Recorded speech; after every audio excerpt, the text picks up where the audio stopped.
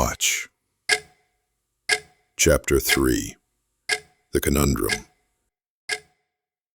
He snapped his fingers. It hit him. A ring or necklace. Both had historical connotations. The ring, it was the human binding, the commitment, the expression of life's obligation. I love you. The necklace, almost gravid with undertones. Weren't necklaces worn to ward off the most sinister, yet at the same time, most seductive of all afflictions? Submission to the fatal bite of a vampire.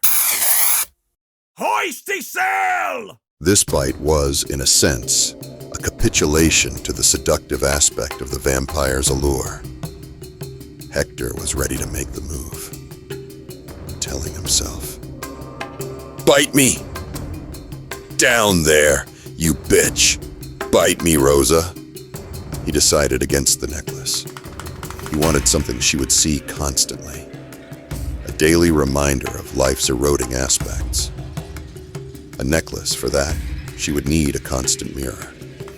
The ring was too corralling. It implied marriage, commitment. He shook his head. He hit the table, yelling at himself. Asshole!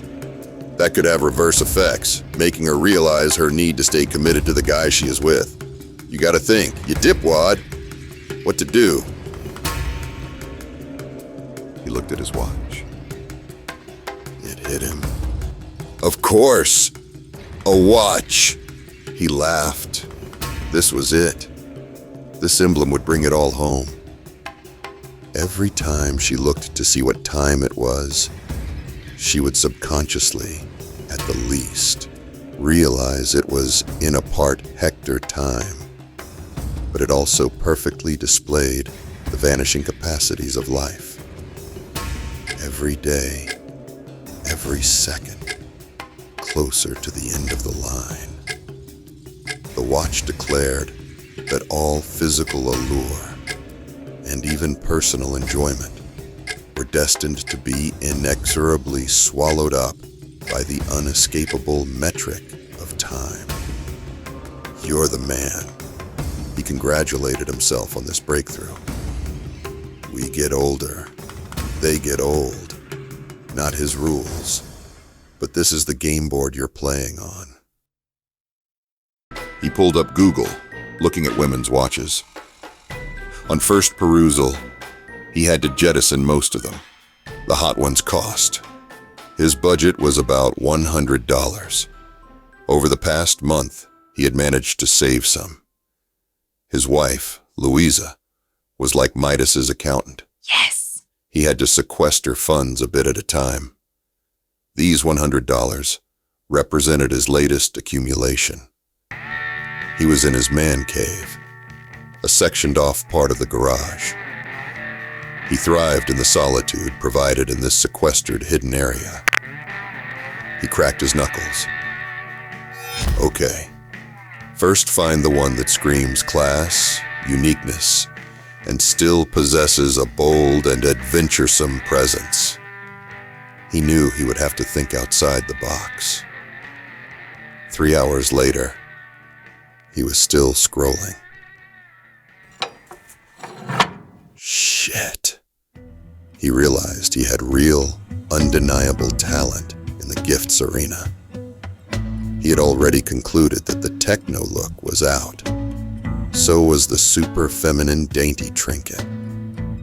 He wanted something that would inspire her to agree to dive deep into the pool of his desired, veiled, dirty talk. To accomplish this, the watch would have to scream adventure and risk, but still be alluring. All the while, shouting out to her and everyone, a hot number is in your presence. He wanted her shocked into reality with attention and eventually becoming desperate to exercise her female provocative powers. The second night, it hit him. He was repeating, dive deep, unknown, take a chance. He hit the table. Of course, a diver's watch. one that was still dainty, with classy written all over it. He began his search. One manufacturer seemed to have cornered this market. He began a detailed search.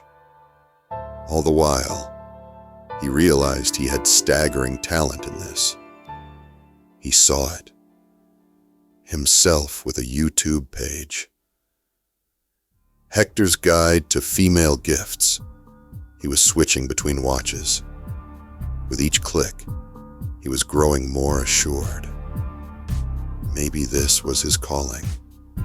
Crushing the female gifts arena. He felt cocky. How many guys would even think of this? How many women would even think of this? He felt surging power. The choice was down to 3. One of them screamed, "Buy me!" To Hector, it was epic. It was bigger. But this would surely make a woman want to flash it more. It was gold. He looked closer. Well, actually a rose gold, no doubt spray painted on. But it had flash. Also, 3 inner dials, embedded within the face of it. He hit the table. Shit. She could astound everyone around her. Them seeing how she could do drag races down to the 10th of a second. But the topper, all around the rim, diamonds. Of course, for $92 they were fake. But to him, they shined. And there were a lot of them. This watch screamed class. The next day, he handed over the $108, which covered the tax and discounted shipping. He watched as Ernie pressed the order button. Ernie was astounded at his choice, telling Hector, "This, my man, it's a lock."